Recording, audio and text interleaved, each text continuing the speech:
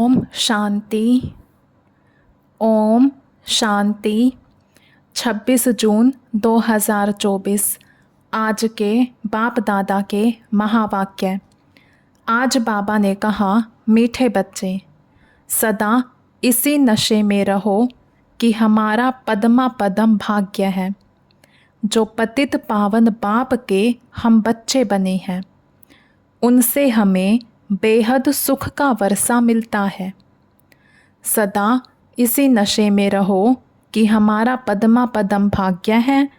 जो पतित पावन बाप के हम बच्चे बने हैं, उनसे हमें बेहद सुख का वर्षा मिलता है। प्रश्न है, तुम बच्चों को किसी भी धर्म से घृणा व नफरत नहीं हो सकती है, क्यों? उत्तर, क्योंकि तुम बीज और झाड़ को जानते हो। तुम्हें पता है यह मनुष्य सृष्टि रूपी बेहद का झाड़ है। इसमें हर एक का अपना अपना पार्ट है। नाटक में कभी भी एक्टर्स एक दूसरे से घृणा नहीं करेंगे। तुम जानते हो, हमने इस नाटक में हीरो हीरोइन का पार्ट बजाया। हमने जो सुख देखे वह और कोई देख नहीं सकता। तुम्हें अथाह खुशी है कि सारे विश्व पर राज्य करने वाले हम हैं। ओम शांति। ओम शांति कहने से ही बच्चों को जो नॉलेज मिली है वह सारी बुद्धि में आ जानी चाहिए। बाप की भी बुद्धि में कौन सी नॉलेज है? यह मनुष्य सृष्टि रूपी झाड़ है, जिसे कल्प वृक्ष भी कहते हैं। उसकी उत्पत्ति, पालना, फिर विनाश कैसे होता है, सारा बुद्धि में आना चाहिए।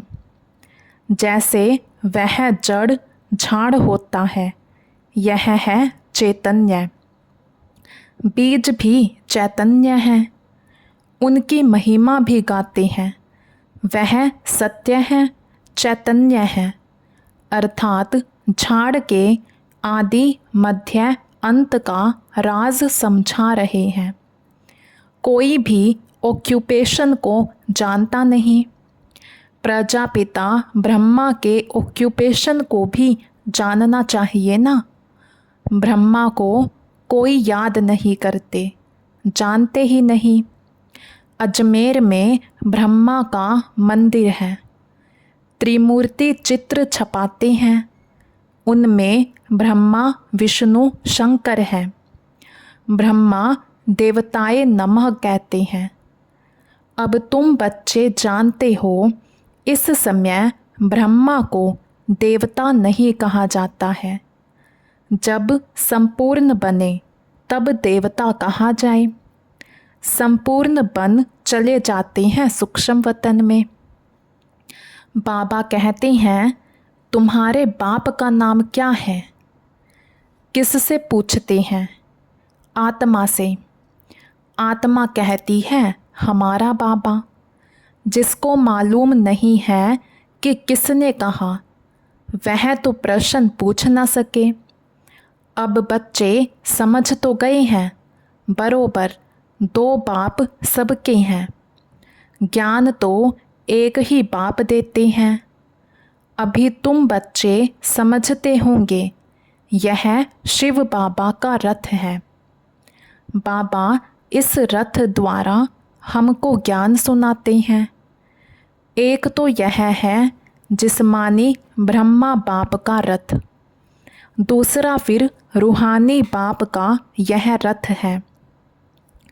उस रूहानी बाप की महिमा है सुख का सागर, शांति का सागर। पहले तो यह बुद्धि में रहेगा, यह बेहद का बाप है, जिससे बेहद का वर्षा मिलता है। पावन दुनिया के मालिक बनते हैं। निराकार को बुलाते हैं, पतित पावन आओ। आत्मा ही बुलाती है। जब पावन आत्मा है तब नहीं पुकारते, पतित हैं तो पुकारते हैं। अब तुम आत्मा जानती हो, वह पतित पावन बाप इस तन में आया है। यह भूलना नहीं है हम उनके बने हैं। यह सौभाग्य तो क्या पदम भाग्य की बात है, फिर उस बाप को भूलना क्यों है। इस समय बाप आए हैं, यह नई बात है। शिव जयंती भी हर वर्ष मनाई जाती है, तो ज़रूर वह एक बार ही आते हैं। लक्ष्मी नारायण सतयुग में थे, इस समय नहीं है, तो समझाना चाहिए उन्होंने पुनर्जन्म लिया होगा। 16 कला से 12-14 कला में आए होंगे। यह तुम्हारे बिना कोई नहीं जानते। सतयुग कहा जाता है नई दुनिया को, वहाँ सब कुछ नया ही नया है। देवता धर्म नाम भी गाया जाता है। वही देवताएं जब वाम मार्ग में जाते हैं तो फिर उनको नया भी नहीं तो देवता भी नहीं कह सकते। कोई भी ऐसे नहीं कहेंगे कि हम उनकी वंशावली के हैं। अगर अपने को उस वंशावली के समझते तो फिर उन्हों की महिमा अपनी निंदा क्यों करते। महिमा जब करते हैं तो ज़रूर उन्हों को पवित्र, अपने को अपवित्र पतित समझते हैं। पावन से पतित बनते हैं, पुनर्जन्म लेते हैं। पहले पहले जो पावन थे वही फिर पतित बने हैं। तुम जानते हो पावन से अब पतित बने हैं। तुम स्कूल में पढ़ते हो, उसमें नंबरवार फर्स्ट, सेकंड, थर्ड क्लास तो होते ही हैं। अभी बच्चे समझते हैं हमको बाप पढ़ाते हैं, तब तो आते हैं ना, नहीं तो यहाँ आने की क्या दरकार है। यह कोई गुरु, महात्मा, महापुरुष आदि कुछ नहीं है। यह तो साधारण मनुष्य तन है, सो भी बहुत पुराना है। बहुत जन्मों के अंत में प्रवेश करता हूँ, और तो कोई इनकी महिमा नहीं, सिर्फ इसमें प्रवेश करता हूँ तब इनका नाम होता है। नहीं तो प्रजापिता ब्रह्मा कहाँ से आया। मनुष्य मूंझते तो ज़रूर है ना। बाप ने तुमको समझाया है, तब तुम औरों को समझाते हो। ब्रह्मा का बाप कौन। ब्रह्मा, विष्णु, शंकर, उन्हों को रचयिता यह शिव बाबा है। बुद्धि ऊपर चली जाती है। परम पिता परमात्मा जो परम धाम में रहते हैं, उनकी यह रचना है। ब्रह्मा, विष्णु, शंकर का ऑक्यूपेशन अलग है। कोई आपस में 3-4 होते हैं, सबका ऑक्यूपेशन अपना अपना होता है। पार्ट हर एक का अपना अपना है। इतनी करोड़ों आत्माएं हैं, एक का पार्ट ना मिले दूसरे से। ये वंडरफुल बातें समझी जाती हैं। कितने ढेर मनुष्य हैं। अभी चक्र पूरा होता है, अंत है ना, सब वापस जाएंगे, फिर से चक्र रिपीट होना है। बाप यह सब बातें भिन्न भिन्न प्रकार से समझाते रहते हैं, नई बात नहीं। कहते हैं कल्प पहले भी समझाया था। बहुत लवली बाप है। ऐसे बाप को तो बहुत प्यार से याद करना चाहिए। तुम भी बाप के लवली बच्चे हो ना। बाप को याद करते आए हो। पहले सब एक की पूजा करते थे। भेदभाव की बात है नहीं। अभी तो कितना भेदभाव है। यह राम के भक्त हैं, यह कृष्ण के भक्त हैं। राम के भक्त धूप जगाते तो कृष्ण का नाक बंद कर देते हैं। ऐसी भी कुछ बातें शास्त्रों में हैं। वह कहे हमारा भगवान बड़ा, वह कहे हमारा बड़ा। दो भगवान समझ लेते हैं तो रोंग होने कारण सब अनराइटियस काम ही करते हैं। बाप समझाते हैं बच्चे, भक्ति भक्ति है, ज्ञान ज्ञान है। ज्ञान का सागर एक ही बाप है, बाकी वह सब है भक्ति के सागर। ज्ञान से सद्गति होती है। अभी तुम बच्चे ज्ञानवान बने हो। बाप ने तुम्हें अपना और सारे चक्र का भी परिचय दिया है, जो और कोई दे ना सके। इसलिए बाप कहते हैं तुम बच्चे हो सवदर्शन चक्रधारी। परम पिता परमात्मा तो एक ही है, बाकी सब बच्चे ही बच्चे हैं। परम पिता अपने को कोई कह ना सके। जो अच्छे समझदार मनुष्य हैं समझते हैं यह कितना बड़ा ड्रामा है। उनमें सब एक्टर्स अविनाशी पार्ट बजाते हैं। वह छोटे नाटक तो विनाशी होते हैं। यह है अनादि अविनाशी, कभी बंद होने वाला नहीं है। इतनी छोटी आत्मा, इतना बड़ा पार्ट मिला हुआ है। शरीर लेने और छोड़ने का और पार्ट बजाने का। यह बातें कोई शास्त्रों में नहीं है। अगर इसको किसी गुरु ने सुनाया होता तो उनके और भी फॉलोवर्स होते ना। सिर्फ एक फॉलोवर क्या काम का। फॉलोवर तो वह है जो पूरा फॉलो करे। इनकी ड्रेस आदि तो वह है नहीं। कौन कहेंगे शिष्य है। यह तो बाप बैठ पढ़ाते हैं। बाप को ही फॉलो करना है। जैसे बारात होती है ना, शिव की भी बारात कहते हैं। बाबा कहते हैं यह हमारी बारात है। तुम सब भक्तियाँ हो, मैं हूँ भगवान। तुम सब सजनियाँ हो। बाबा आया है तुमको श्रृंगार कर ले जाने। कितनी खुशी होनी चाहिए। अब तुम सृष्टि के आदि मध्य अंत को जानते हो। तुम बाप को याद करते करते पवित्र बन जाते हो तो पवित्र राजाई मिलती है। बाप समझाते हैं मैं आता ही हूँ अंत में। मुझे बुलाते ही हैं पावन दुनिया की स्थापना और पतित दुनिया का विनाश कराने आओ। इसलिए महाकाल भी कहते हैं। महाकाल का भी मंदिर होता है।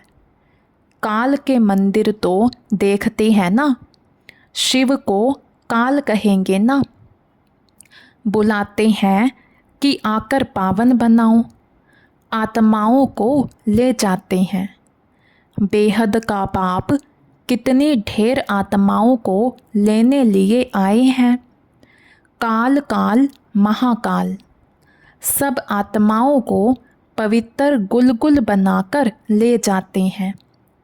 गुलगुल बन जाएं तो फिर बाप भी ले चलेंगे गोद में। अगर पवित्र नहीं बनेंगे तो सज़ाएं खानी पड़ेंगी। फ़र्क तो रहता है ना। पाप रह जाते हैं तो फिर सज़ा खानी पड़े। पद भी ऐसा मिलता है। इसलिए बाप समझाते हैं मीठे बच्चों, बहुत बहुत मीठा बनो। श्री कृष्ण सबको मीठा लगता है ना। कितना प्रेम से श्री कृष्ण को झुलाते हैं। ध्यान में श्री कृष्ण को छोटा देख झट गोद में उठाकर प्यार करते हैं। वैकुंठ में चले जाते हैं। वहाँ श्री कृष्ण को चैतन्य रूप में देखते हैं। अभी तुम बच्चे जानते हो, सचमुच वैकुंठ आ रहा है। हम भविष्य में यह बनेंगे। श्री कृष्ण पर कलंक लगाते हैं, वह सब रोंग है।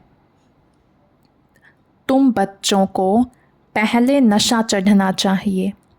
शुरू में बहुत साक्षात्कार हुए थे, फिर पिछाड़ी में बहुत होंगे। ज्ञान कितना रमणीक है, कितनी खुशी रहती है।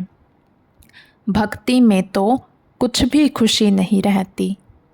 भक्ति वालों को यह थोड़े ही मालूम रहता है कि ज्ञान में कितना सुख है, भेंट कर ना सके। तुम बच्चों को पहले यह नशा चढ़ना चाहिए। यह ज्ञान सिवाय बाप के कोई भी ऋषि मुनि आदि दे नहीं सकते। लौकिक गुरु तो किसी को भी मुक्ति, जीवन मुक्ति का रास्ता बता नहीं सकते। तुम समझते हो कोई भी मनुष्य गुरु हो नहीं सकता जो कहे, हे आत्माओं, बच्चों, मैं तुमको समझाता हूँ। बाप को तो बच्चे बच्चे कहने की प्रैक्टिस है। जानते हैं यह हमारी रचना है। यह बाप भी कहते हैं, मैं सबका रचयिता हूँ। तुम सब भाई भाई हो। उनको पार्ट मिला हुआ है। कैसे मिला है वह बैठ समझाते हैं। आत्मा में ही सारा पार्ट भरा हुआ है। जो भी मनुष्य आते हैं 84 जन्मों में कभी एक जैसे फीचर्स मिल ना सके। थोड़ी थोड़ी चेंज होती ज़रूर है। तत्व भी सतो रजो तमो होते जाते हैं। हर जन्म के फीचर्स एक ना मिले दूसरे से, यह भी समझने की बातें हैं। बाप रोज़ समझाते रहते हैं, मीठे बच्चे, बाप में कभी संशय नहीं लाओ। संशय और निश्चय 2 अक्षर है ना। बाप माना बाप, इसमें संशय तो हो ना सके। बच्चा कह ना सके कि मैं बाप को याद कर नहीं सकता हूँ। तुम घड़ी घड़ी कहते हो योग नहीं लगता। योग अक्षर ठीक नहीं है। तुम तो राज ऋषि हो। ऋषि अक्षर पवित्रता का है। तुम राज ऋषि हो तो ज़रूर पवित्र होंगे। थोड़ी बात में फेल होने से फिर राजाई मिल ना सके। प्रजा में चले जाते हैं, कितना घाटा पड़ जाता है। नंबरवार पद होते हैं ना, एक का पद ना मिले दूसरे से। यह बेहद का बना बनाया ड्रामा है। सिवाय बाप के कोई समझा ना सके। तो तुम बच्चों को कितनी खुशी होती है।